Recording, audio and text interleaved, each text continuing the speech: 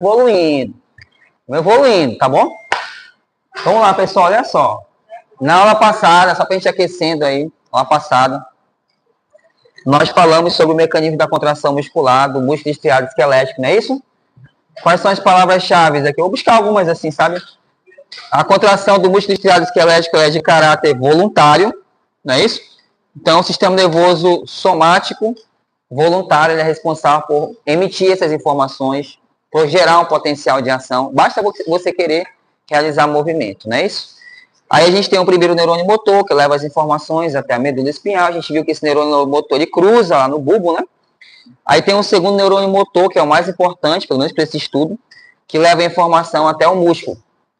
Aí esse segundo neurônio motor, quando esse potencial de ação é conduzido por ele, lá na fenda sináptica, no finalzinho, na pré-sináptica, ele estimula a abertura de canais de cálcio. Não é isso? Aí os canais de cálcio dependem de voltagem. O canal de cálcio abre, ele entra o cálcio, aí o cálcio induz a liberação de um neurotransmissor, que fica armazenado numa vesícula, acetilcolina. A acetilcolina é liberada por exocitose. Exocitose é um mecanismo celular de liberação de um elemento. Aí a acetilcolina entra no espaço sináptico. Quando ela entra no espaço sináptico, acontece duas coisas com ela. Uma parte dela se liga aos receptores nicotínico-colinérgico, né? Colinérgico-nicotínico. A outra é degradada pela acetilcolinesterase, não é isso? Aí a acetilcolinesterase degrada ela, libera a colina mais acetato. Acetato é reabsorvida, a colina é reabsorvida pela membrana pré-sináptica. Aí a própria colina se liga a outras moléculas para formar quem? A acetilcolina de novo e entra num ciclo, né? Mas a acetilcolina que se ligou aos receptores nicotínicos desencadeia um potencial de ação no sarcolema, que é a membrana plasmática do músculo. Aí esse potencial de ação é conduzido pelos túbulos T. Aí esse potencial de ação gera a abertura dos canais de sódio no primeiro momento. Aí o potencial de ação é conduzido pelo túbulo T, que está em contato íntimo com uma parte do retículo sarcoplasmático, cisterna do retículo sarcoplasmático.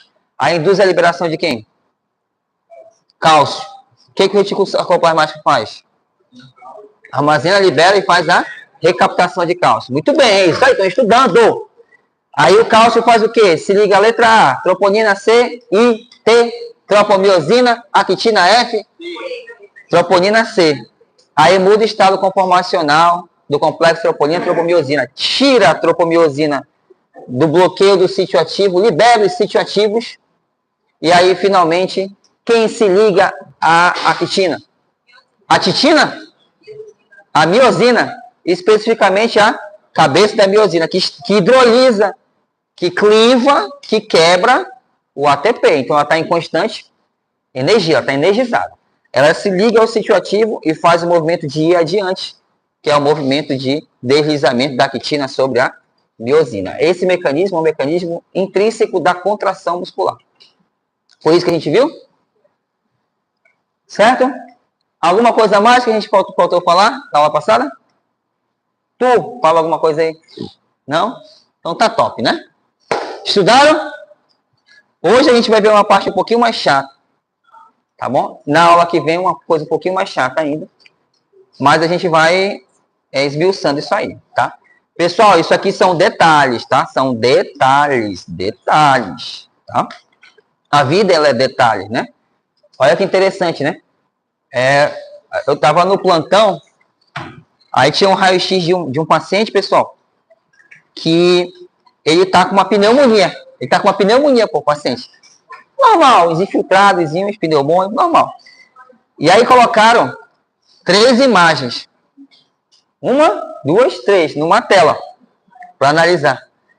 Todo mundo disse que a pneumonia tá a mesma. Engraçado, né?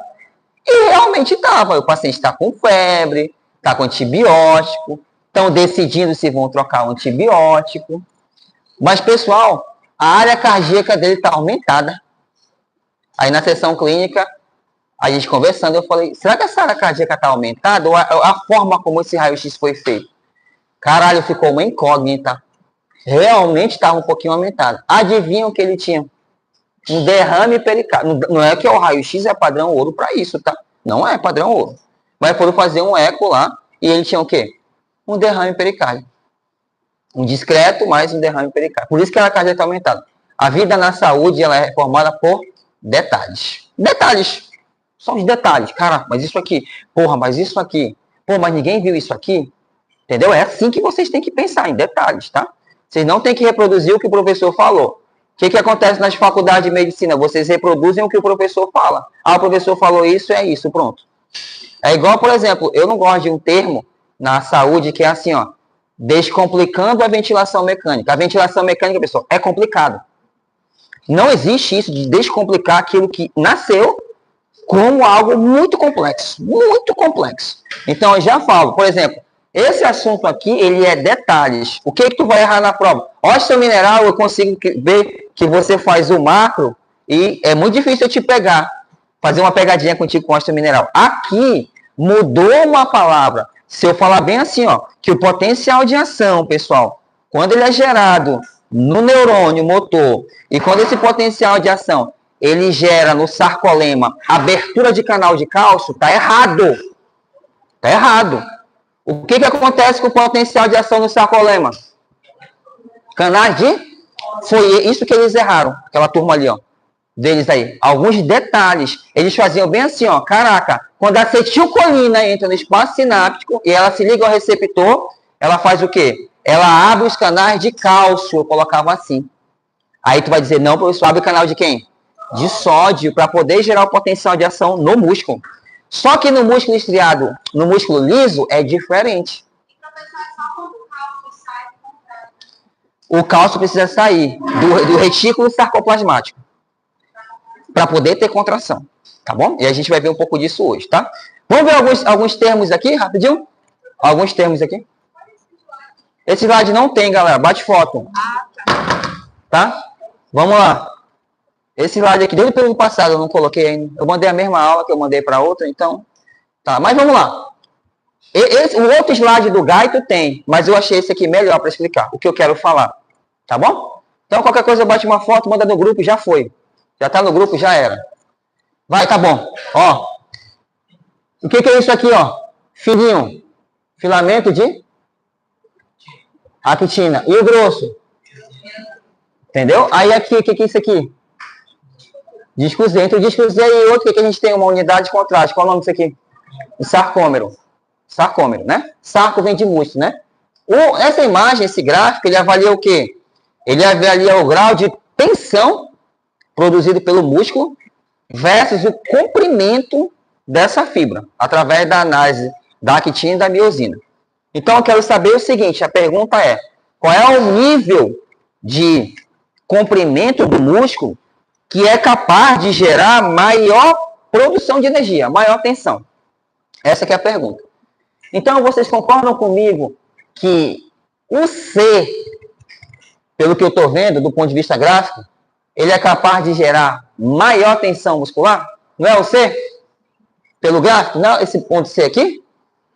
E os outros, eles não geram tanta força, tanta tensão como o ponto C.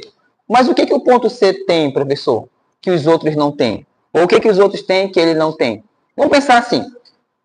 Se você pegar o músculo de um paciente, exemplo, e você alongar, estirar a fibra, ó, alongar a fibra, e diminuir o contato, ou a possibilidade de contato das fibras de actina e miosina, esse músculo tão alongado não vai ser capaz de gerar força. Olha isso aqui, ó.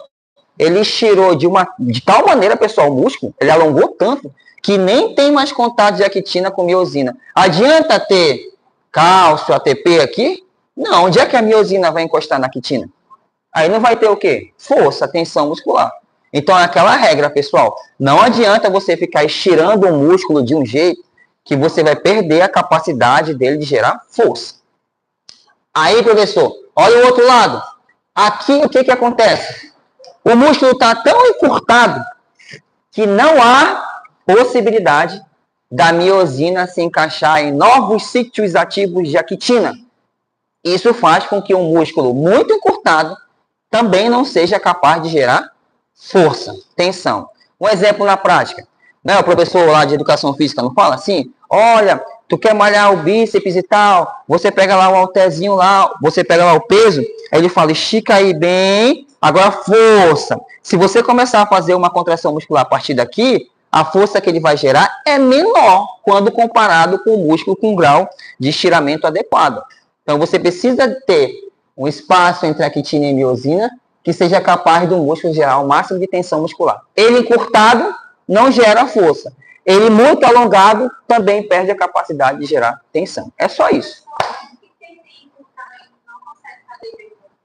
Exatamente, é essa a explicação. A hipertrofia muscular, ela depende de um grau de tensão muscular adequado. Então, quem tem um músculo encurtado perde a sua capacidade de gerar um grau de trofismo muscular adequado. Tá bom? Então, o encurtamento muscular ele faz isso. Ó. Pronto. Isso é um músculo muito encurtado e isso é um músculo muito alongado. Não há possibilidade de deslizamento de actina sobre a miosina. Aqui, não há possibilidade de novas conexões de miosina com a actina. E você perde a capacidade de gerar tensão. Tá bom? Então, muito cuidado com o músculo dos indivíduos aí. Tá certo? Entenderam o gráfico? Por que eu coloquei isso aqui, pessoal? Olha só. Tudo que eu falei tá bonitinho aqui para você. Porque esse é do Guyton.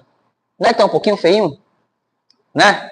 Então, o que seria o melhor? Aí, por exemplo, ó, o A está muito encurtado, o D está muito alongado, B, C seria o ideal. Eu preferi o outro. O outro está melhor? Está melhor, né? Bom, outros conceitos aí, pessoal, que tem. Alguns de vocês já até conhecem porque é um pouco do dia a dia, né? Já ouviram falar em contração isométrica?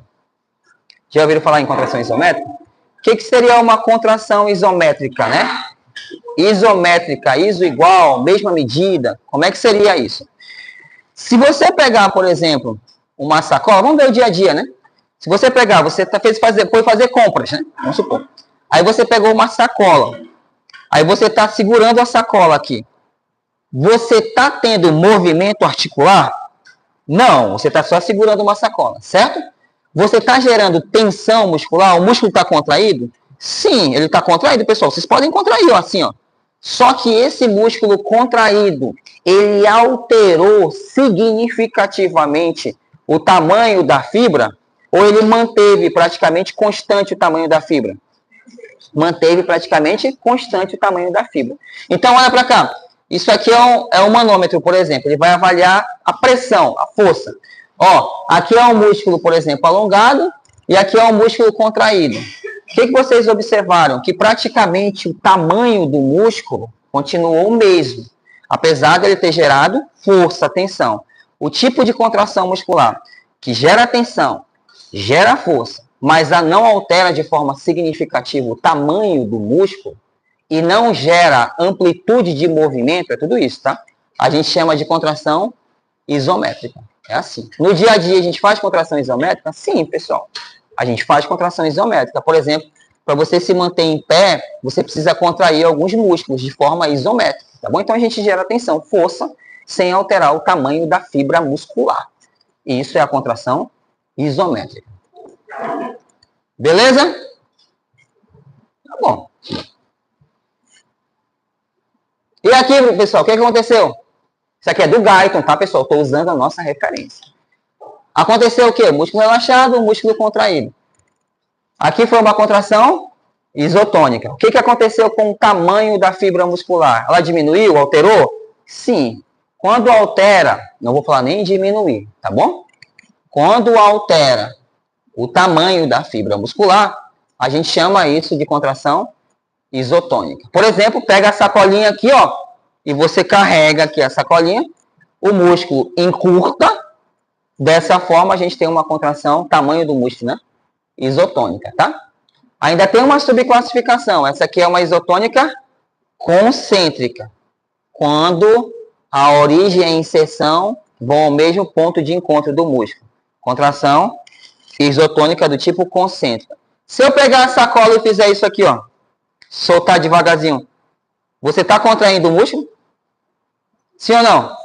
Sim, porque senão a sacola vai cair. Então você contrai, ó. Só que o que acontece com a fibra muscular, o bíceps? Ele está contraindo, mas o diâmetro da fibra muscular está aumentando. Aí é uma contração isotônica do tipo excêntrica. Tá bom? Posso. Primeiro, o que é a contração isotônica? Na cabeça de vocês. É uma contração muscular no qual altera o tamanho da fibra muscular. Isométrica altera? Não. Isso é uma contração isotônica. Altera o tamanho da fibra muscular.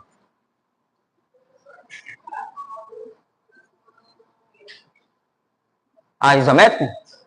A razão tem a ver com a carga. É porque você não supera, em tese, a força que você fez, a tensão que você fez, não supera a tensão exercida pela carga em questão. Tá bom? Aí por isso que é uma contração isométrica. A gente pode fazer até de forma proposital, mas o conceito é esse. Tá? Não tem arco de movimento. Perfeito. Arco de movimento zero. Tá bom? Aí aqui, ó. O que é isotônica? Altera o tamanho da fibra? Tem tensão? Tem, é uma contração. Altera o tamanho da fibra? Sim. Aí isso é uma contração isotônica. Aí normalmente se altera o comprimento da fibra, consequentemente tem o quê? Movimento. Movimento. Depende. Se você estica o braço, é isotônico. É isotônico. Aí, beleza. Isso é isotônico. Entendeu a isotônica? Da isométrica? Aí, ó, quando a fibra diminui o seu tamanho, é uma contração isotônica do tipo concêntrica. Concêntrica. Quando a contração afasta as fibras, ou seja, aumenta o tamanho da fibra, aí é uma contração excêntrica. É a mesma coisa que o cara for fazer o seguinte, ó. A pessoa tá, por exemplo, subindo ficando em pé, né? Em pé, e depois ela vai sentar devagarzinho. É difícil pra caralho sentar devagarzinho, né? Pede pro idoso sentar devagarzinho, ele vai desacelerando, então essa contração excêntrica é mais difícil. Por quê? Quando você pega um peso, pessoal, e faz isso aqui, ó, é uma contração o quê? Concêntrica ou excêntrica? Tem movimento? Tem. Se tem movimento, é isotônica. Concêntrica ou excêntrica? Concêntrica. Quando você solta o peso, é uma contração excêntrica, tá bom? Porque o que aconteceu? Você contrai? Contrai. Mas a fibra muscular aumentou o seu tamanho, gerando a tensão durante a contração muscular, o estágio de movimento da contração muscular, tá bom?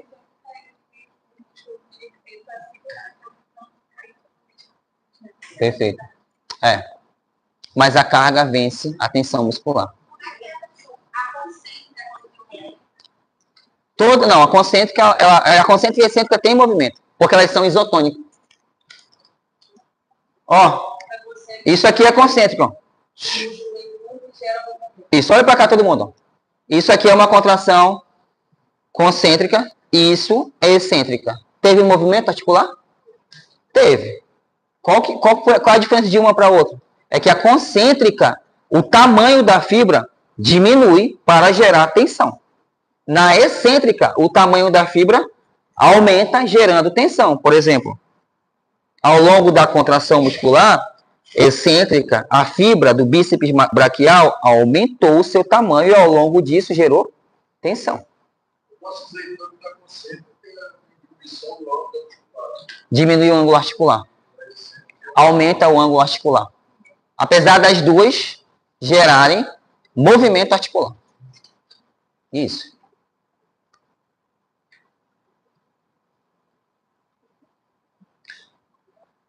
Para cada coisa na vida, muitas vezes há necessidade de um tipo de contração muscular. Tá bom? A excêntrica gera uma sobrecarga articular bem alta. Tá bom? Muito alta. Aí depende do movimento que você vai fazer na sua vida. E a isométrica, não pense que ela não gera tensão. Tá bom? Inclusive, ela gera mais tensão do que a própria contração isotônica do tipo concêntrica, tá? Mas isso são outras coisas que a gente pode ver em outro momento. Bom, então, para cada tipo de contração, a gente tem um comportamento do sarcômero, tá? Por exemplo, Vamos analisar o comportamento do sarcômero. Actina e miosina. Olha isso aqui.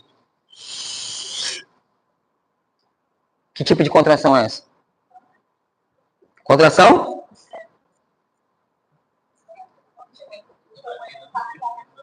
Que contração é essa? Que contração é essa? Fala. Isométrica, pô. Claro. Tá aqui, a miosina se encaixou na actina. Gerou tensão? Sim. Tem movimento? Não. Porque a gente pensa que tem que gerar movimento. Agora, isso aqui, ó.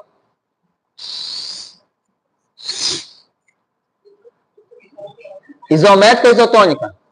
Isotônica. A gente vai pensar do tipo aqui o quê? Concêntrica? Pode ser?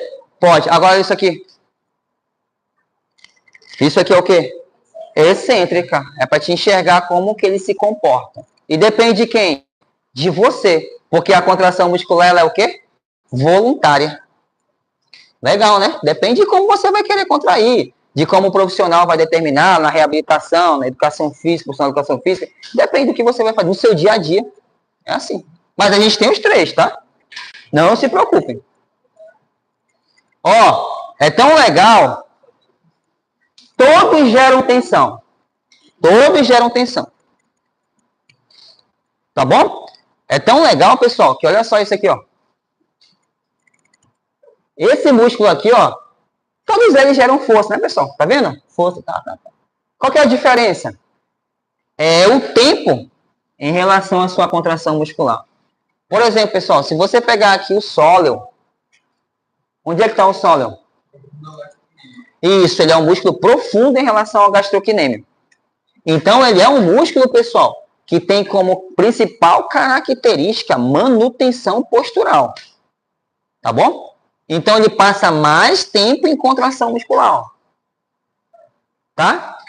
Olha só, quando você vê outro aqui, ó, por exemplo, esses dois aqui, ó, não gastrocnêmio. Vou pegar o músculo ocular, o verdinho. Ele contrai, gera tensão? Gera.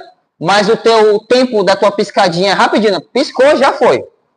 Então, o tempo que ele tem de contração muscular é relativamente curto. É muito rápido.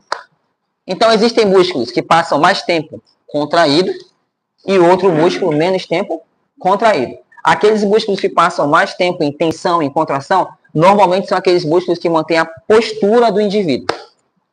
Por que na reeducação postural global, que é o RPG, e nas técnicas de fisioterapia, o profissional busca a estabilização articular através do treinamento, da conscientização e contração de músculo profundo? Porque são músculos que alinham o nosso corpo, que dão estabilidade, mantêm postura. E às vezes você tem que ficar... Já viu aquela posição lá? A Cinete sabe aí. Negócio de rã no chão, né? Porra, aquilo ali dói pra caralho. O cara fica, meu Deus, por quê? Porque você tem que manter o músculo profundo contraído. Diferente de uma academia, de uma reabilitação de outros grupos musculares. Então, aí que está muitas vezes o segredo, pessoal. De um problema coluna. A gente não menospreza músculo profundo, mas eles ficam em contração isométrica para manter postura. Igual o manguito rotador e outros músculos aí, tá bom? Beleza? São músculos importantes, né? A gente esquece, mas são músculos importantes também da vida. Agora, eu tenho uma dica para você. Agora você vai pegar o seu caderno, questão de prova, viu? Já coloquei na prova isso aí. Escreva aí, ó. Vou pegar um pincelzinho aqui para vocês. Não vou riscar aqui não, tá? Que tá novo, pô. Aqui do lado, tá? Pelo amor de Deus. Já ouviram falar em fibras do tipo 1? Vou fazer um resumo, tá, pessoal? Tipo 1 e tipo 2. Já ouviram falar? Não? Tem gente que tá assim, ó. Já ouviu falar? Sim. Aí eu não, ei. Oh, acorda, porra. Ei, olha só. Já ouviu falar de tipo 1? Não? Porra, desse vida de vocês. Eu só tô acordando, não sei nem onde eu tô. Caralho. Olha, eu te explico. Ó. Tipo 1, eu tenho um macete pra vocês. Ó. Tipo 1, I love, ó. Escreve aí, ó. Pessoal, é pra ajudar, tá? Pra ajudar. I love. Fibras do tipo 1. Normalmente, ela é de contração o quê? Lenta.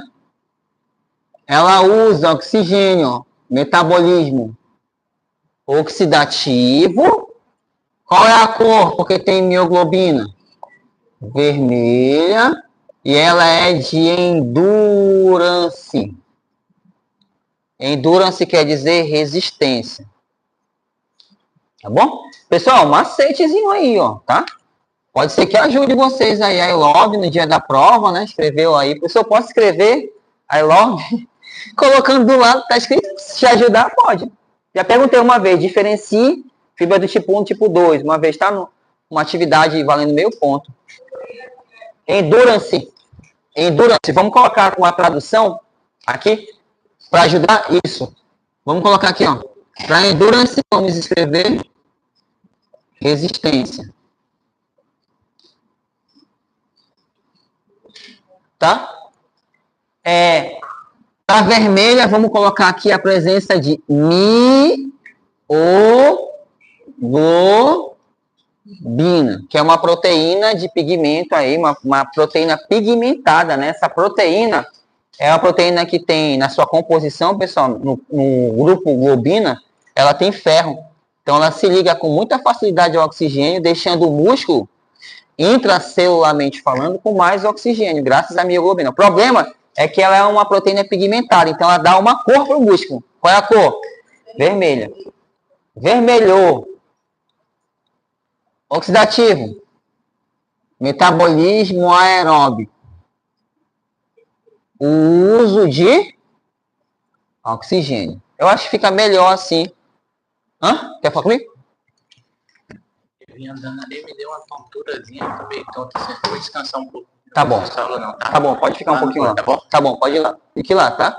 Tome um cafezinho, toma. O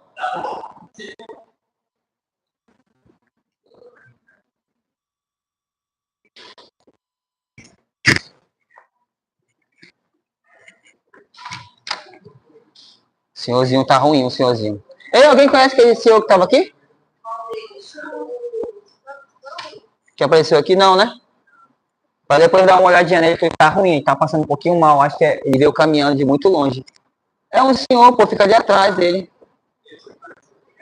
Tu sabe quem ele é, né?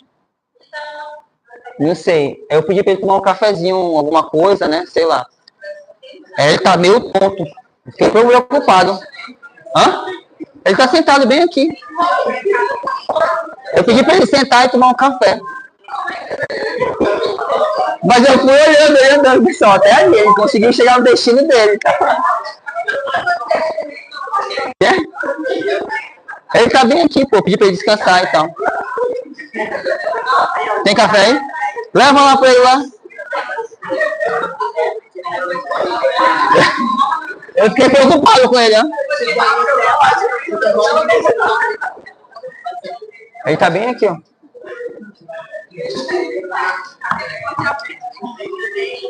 Cuidado, pessoal. Vamos se alimentar, pô. Tem que se alimentar. Comer, pô. Continuando.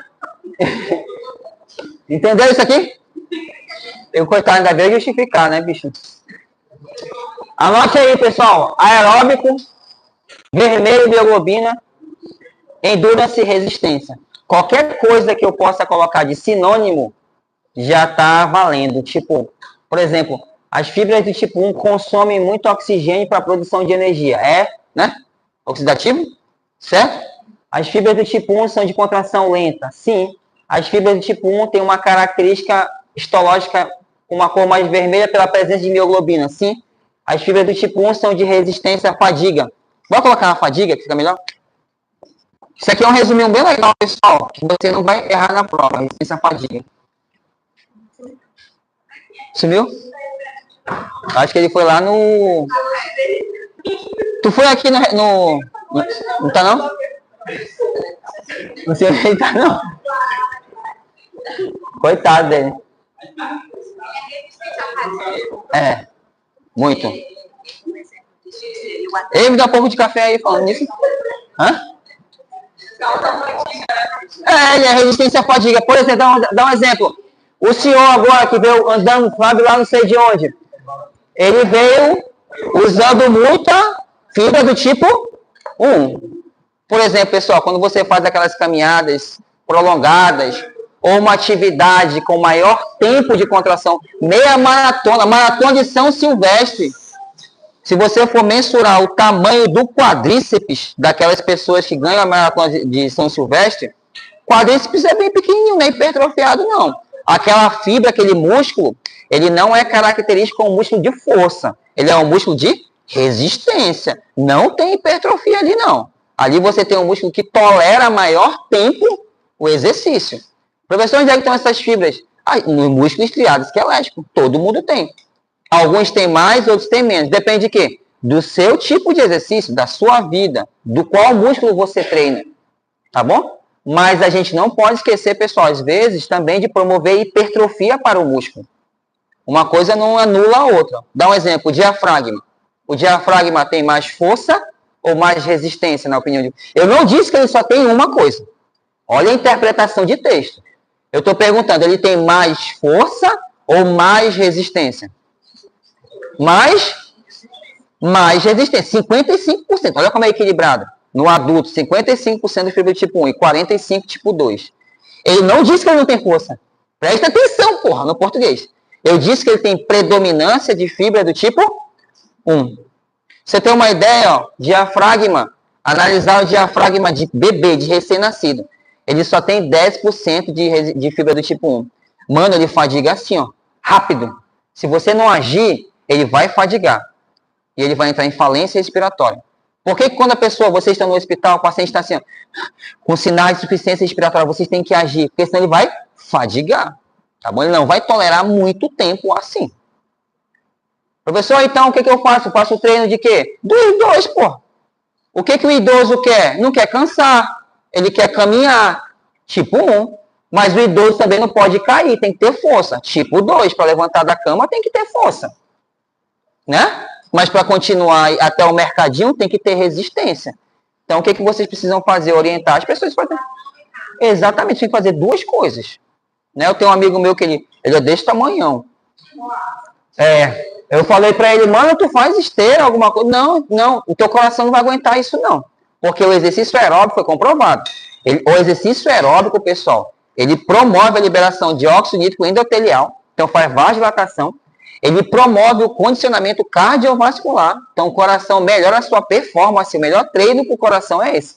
Então, tu fica bombado, aumenta a carga no coração, ele hipertrofia, ele faz uma hipertrofia maléfica, aí vai com uma insuficiência cardíaca grave.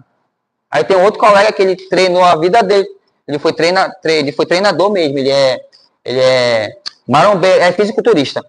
E ele tem uma insuficiência cardíaca. Mas ele não fala no Instagram que ele tem... Ele vai já mesmo falar no Instagram que ele tem insuficiência cardíaca. Exatamente. O que faltou? Perguntei para ele. Se tu voltasse a 30 anos, o que tu faria de diferente? Ele falou. Eu fazia treino de musculação, mais 30 minutos de exercício aeróbico. Pronto. Mais 30 minutos de exercício aeróbico. Tá bom? Então, toma cuidado, que aí a gente vai deixar bacana as fibras do tipo 1.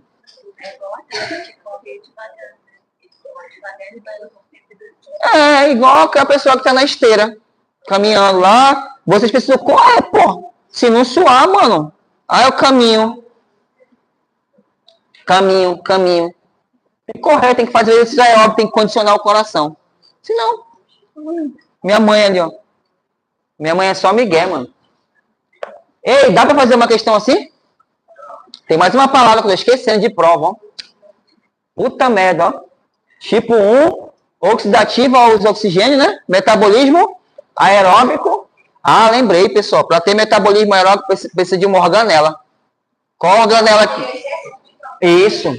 Então, você tem que colocar uma setinha aqui, ó. A última, tá? Assim, ó. Alta concentração mitocondrial. Esqueci. Pô, ficou um resuminho bacana, né, galera? Ficou bacana, né? Isso você só vê aqui aonde? Na Ubra Manaus. Pois é, né? Podia estar ganhando alguma coisa. Isso você só vê onde? Na Ubra Manaus. Aqui, ó. Você tem os melhores, a melhor estrutura, os melhores professores. Ei, porra! Tá ao vivo? Né, tá vendo? Aqui, ó.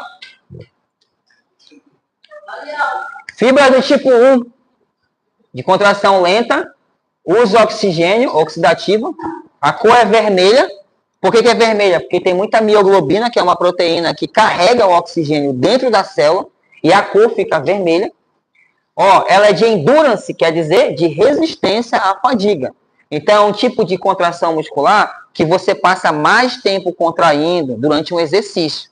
Essa fibra a gente usa mais. Por exemplo, o próprio sóleo que eu coloquei para vocês é um músculo que tem muita fibra do tipo 1, que ele passa mais tempo em contração muscular. Tá bom? E tem alta concentração de mitocôndria. Você quer o senhor? Tá? Tu viu um senhor ali passando mal por ali? Não?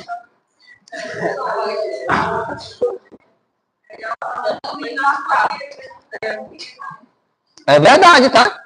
Ele é um senhor, alguém podia ir lá pelo menos dos meninos olhar o banheiro. O Franchelli vai sair agora. Ó, o Franchelli vai sair, peraí, vou pedir pra ele falar. Franchelli, vem cá, prima. Vem cá, prima.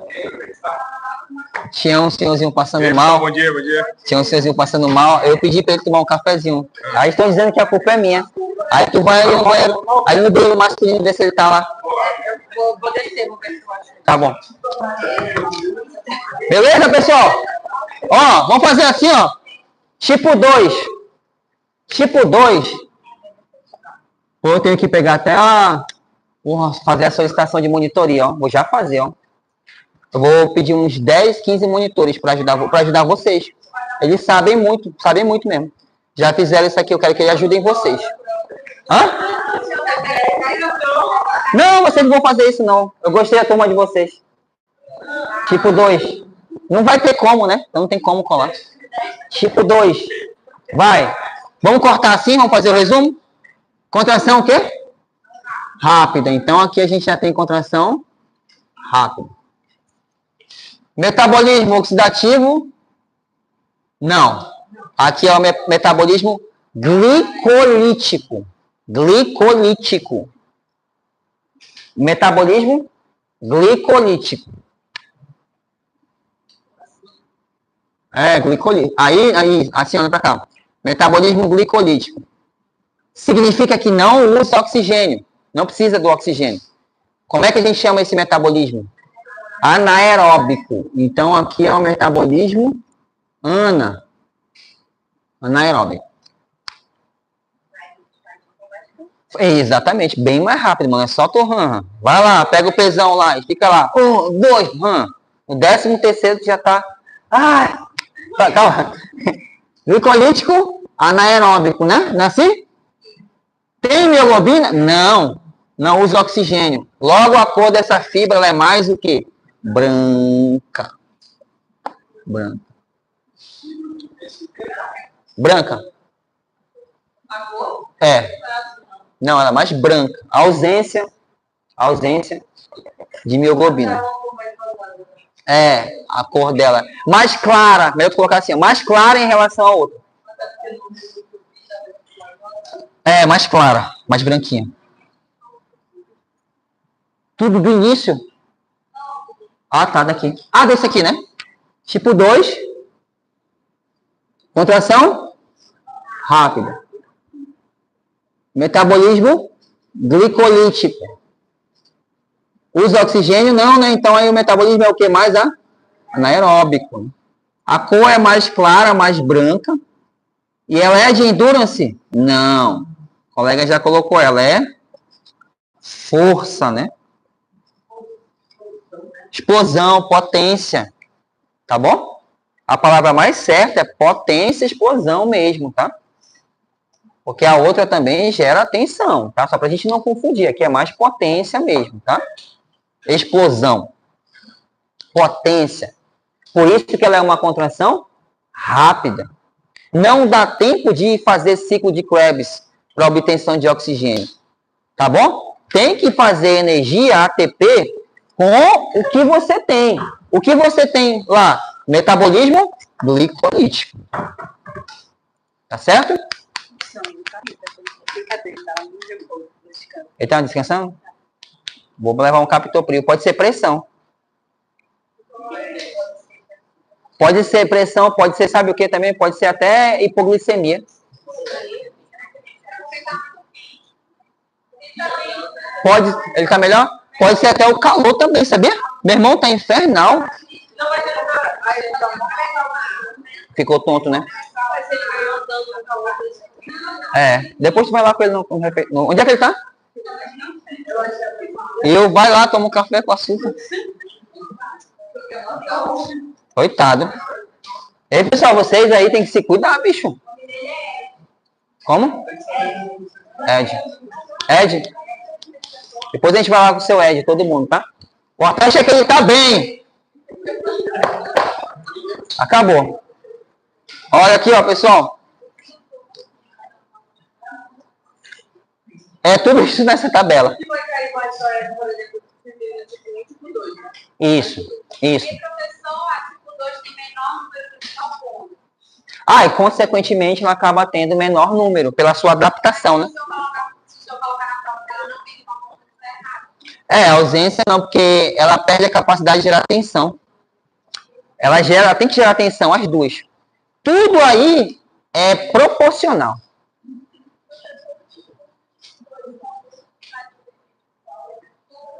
Léo, que produz o quê? Ah, não, assim, se você, depende do tempo, né? Por exemplo, é assim, a gente tem que pensar assim, ó, atividade ATPásica. Onde tem mais mitocôndria, você vai ter mais atividade ATPásica, mais energia, que é tipo 1, por exemplo. Porque ela passa mais tempo em contração. Entendeu? Por isso. Lembra da tetania? O que é a tetania?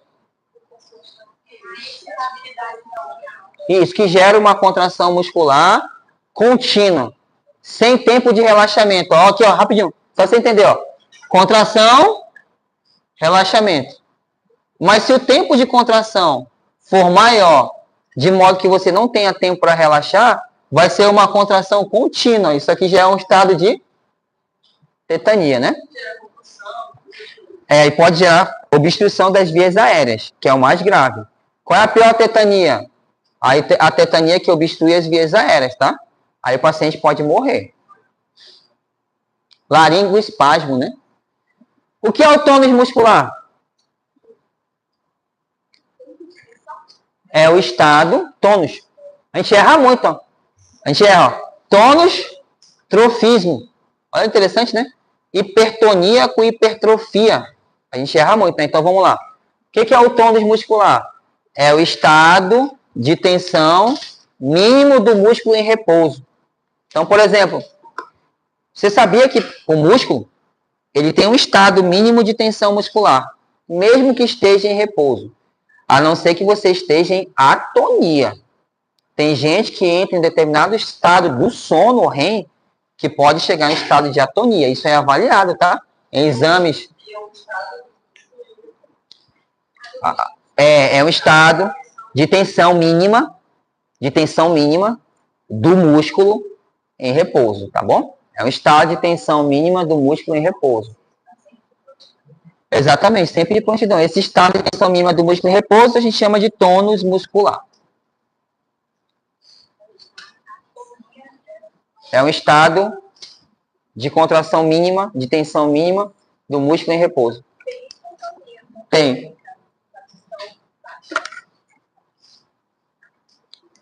Tu já pensou, se tu fizer uma lesão na medula espinhal, qual neurônio que você vai lesionar na medula espinhal, a saída da medula? Segundo neurônio motor, ou motoneurônio, né? Segundo neurônio motor, motoneurônio inferior, segundo neurônio motor. O que o paciente vai ter nesse caso? Ele não vai ter mais esse estado mínimo de tensão do músculo em repouso. Então, ele vai perder o tônus, ou ele vai diminuir o tônus. O nome disso é hipotonia. Hipotonia, eu estou no tônus, tá? Vocês já viram, por exemplo, aqueles pacientes que ficam tetraplégicos, paraplégicos, como o músculo dele fica muito flácido, você pega uma articulação dele, você movimenta, você não tem nenhum grau de resistência. Porque não tem nenhum tônus muscular lá. Como é que se avalia tônus? Avaliando o grau de resistência durante o movimento. E aí tem escalas que avaliam isso. Tá bom? Vocês vão ver onde essas escalas. Em semiologia neurológica, lá do seu 6º, 7º.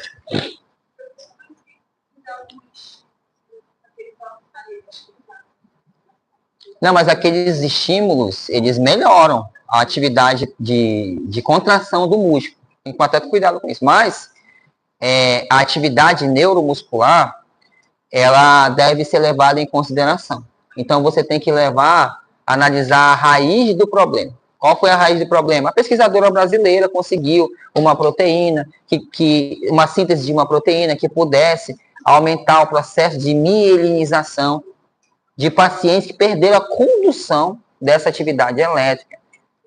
E deu certo com alguns, só que as pesquisas dela nunca foram bem publicadas, né? Por quê, pessoal? Porque ela tentou em as 3 melhores revistas do mundo, ela não conseguiu. Por quê? Porque as revistas pedem metodologia. Olha que interessante, né? Se você não tem metodologia, as revistas não querem. Você fez o quê? Um ensaio clínico? Se você fez o ensaio clínico, cadê o grupo controle para a gente comparar? Porque ela só fez o experimento, né? Então, eles preferiam o grupo controle. Várias perguntas técnicas foram questionadas sobre a pesquisa dela. Porque é o papel deles. Interessante isso, né? Então, ela não conseguiu publicar numa revista de alto impacto, apesar do trabalho trazer relevâncias clínicas importantes, né, pessoal? Então, a metodologia ela tem que ser implementada. Eu sempre faço essa comparação, pessoal, por quê? Porque na nossa área, por exemplo, da de vocês não, também, mas na nossa área, às vezes é muito difícil você fazer experimentos por conta da metodologia que se exige para fazer o experimento, para poder comprovar alguma coisa. Então, muitas das coisas que a gente faz, ou as pessoas fazem, pessoal, ela não tem evidência que comprova aquilo. Então, tem que tomar muito cuidado. Se vocês forem pessoas de prática baseada em evidência, vai melhorar muito a visão de vocês. Tá bom? Será que essa medicação, de fato, faz efeito? Será que não tem uma outra superior a ela, equivalente a ela? Será que isso não é um placebo? O que é um placebo? Uma medicação ali que está enganando? Então, a gente tem que questionar muito isso. É interessante, né? Então, o que eu estava falando? De hipotonia. E se essa atividade neuromuscular estiver aumentada? Aí pode causar uma hipertonia. Imagina, já viu o paciente pós-AVC? Que ele fica assim, ó, essa marcha ceifante? Então é um paciente que tem uma certa hipertonia. Tu vai fazer um movimento no cotovelo, tu não consegue, a resistência está aumentada, porque o tônus está aumentado. Ele não tem hipertrofia, ele tem hipertonia. Hipertonia é uma atividade neuromuscular.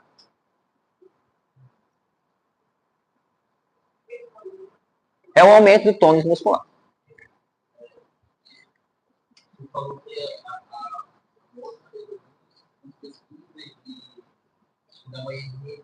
Foi? Não, esse aqui, ele afeta toda a condutividade. Aí, o que ela fez? Ela tentou aumentar a atividade elétrica naquela região. Mas não necessariamente é uma destruição de bainha de mielina. Tu lesiona a medula, tu degenera o neurônio todinho. Tá bom? Melhorou. Os caras melhoraram alguns. Entende? Sabe lá, e tinha que fazer um experimento bem feito. Ela vai estar fazendo de novo. Tá fazendo grupo controle, grupo intervenção. Vamos ver se vai sair. Vai sair.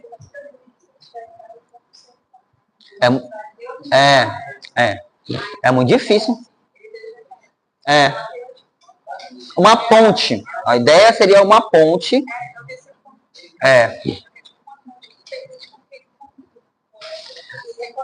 Eles estavam questionando se isso ia acontecer naturalmente pela neuroplasticidade ou se com a própria fisioterapia e reabilitação ele já não ia ter isso pela natureza dele. Então precisava de um grupo controle. Entende?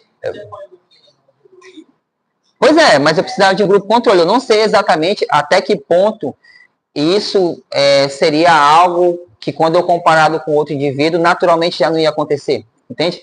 Então não deu para comparar. Para comparar, tem que comparar. Vamos lá, pessoal, rapidinho. Isso aqui, ó, hipertrofia. O que é na cabeça de vocês? Pode falar assim, ó. Sabia o termo popular?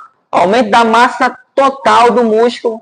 Olha só, tecnicamente, ó, é o aumento do diâmetro transverso do músculo. Sabe como é que o cara faz para avaliar trofismo numa ultrassonografia? Ele calcula a área de secção transversa. Ele faz um corte do músculo. Se a área aumentou, isso pode ser característico de uma hipertrofia.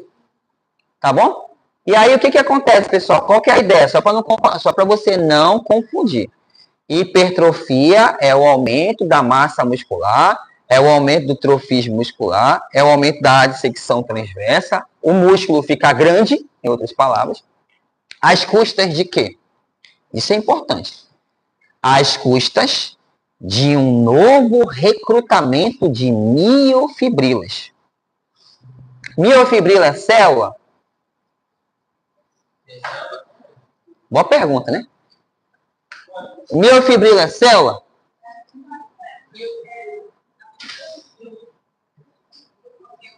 O que é miofibrila? É um conjunto sarcômero, beleza. Então, vou melhorar, vou de novo perguntar. Miofibrila é célula? Não, pô.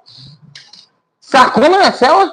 Não, é uma unidade contrátil. Quando eu junto várias delas em série, vira uma miofibrila. Aí a sarcômero tem actina e miosina. Tem várias proteínas, dentre elas actina e miosina. E ela tem várias unidades contráteis, mas ela não é uma célula. O que é uma célula? Fibra muscular. Cuidado, tá, gente, com essas palavras. Então, o que é a hipertrofia? É o aumento do número de células ou é o aumento do tamanho da célula? Do tamanho da célula, pô. Então, cuidado quando vocês falam por aí na academia, o cara faz exercício, eu vou quebrar, romper uma fibra, eu vou ter novas fibras musculares. Não. Você vai ter, olha para cá, a mesma fibra muscular com uma área de secção transversa aumentada. Por que aumentou? Porque recrutou novas miofibrilas e novas unidades contráteis do músculo, da fibra, da célula. Agora, o que é uma hiperplasia? Aí sim, oriunda de uma célula cancerígena, um problema, por exemplo, pode ser? Pode. O que o paciente hiperplásico tem? Ele tem o aumento do número de células. Aí é diferente. Aí eu posso ter um aumento do volume muscular, pessoal, patologicamente falando, pelo aumento de fibras musculares. Tá vendo como tem que saber as coisas, galera? Então, o que é hipertrofia? Você faz um processo inflamatório, você vai romper, mas você vai recrutar novas miofibrilas, novas unidades contráteis, que faz com que a fibra muscular aumente em tamanho, em massa, em área de secção transversa, em volume. Hiperplasia. E se você não usar o músculo? Atrofia. A pior coisa que existe na natureza é chato, né? Mas é um princípio da fisiologia do exercício que é bem interessante, que é, esse aqui, a fisiologia do exercício tem princípios. Alguns princípios. O princípio da especificidade. Não precisa copiar isso não, tá? O que é o princípio da especificidade? Fácil. Qual é o músculo que hipertrofia? Aquele que é treinado, estimulado. Então o cara só treina membro superior, o membro inferior vai estar como? Fininho, fininho. Porque ele está usando o princípio da especificidade. Aí tem o princípio da especificidade, tem o princípio da progressão. Qual é o princípio da progressão e sobrecarga? Você está treinando com meio quilo. Na outra semana, meio quilo. Na outra, meio quilo, vai chegar um momento que não vai mais hipertrofiar, não. Então tem que ter o princípio da progressão. Aí tem o pior princípio, que é o princípio da reversibilidade. O que é isso? Treinou, hipertrofiou, parou de treinar, vai perder tudo. Já, dependendo do teu metabolismo rápido. A senhora treina? Tem que treinar todo dia, não pode parar. Porque eu estou fazendo faculdade. Não faz assim não, porque eu tenho filho. Eles tudo vão falar, eles vão dizer que tem faculdade, tem filho, tem um monte de coisa. Então, fazer pelo menos 3 vezes na semana, tá bom? Né? Aqui agora tá sem certeza. Gente, pelo amor de Deus, gente. Eu acho que ela deve estar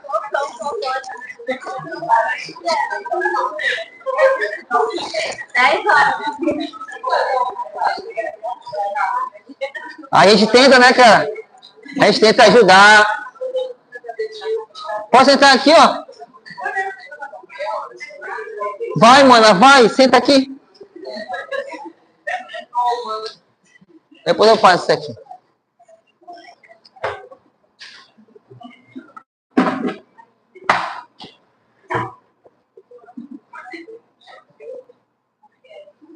A gente tenta ajudar, né, pessoal? Gente, atenção, vamos baixar a aula 2, capítulo 7, tá bom? Eu não estou lembrando da doença, mas assim, tem um tipo de doença que é apresentada quando força muito o músculo. Força muito? Atividade física. Rabdomiólise. Rabdomiólise.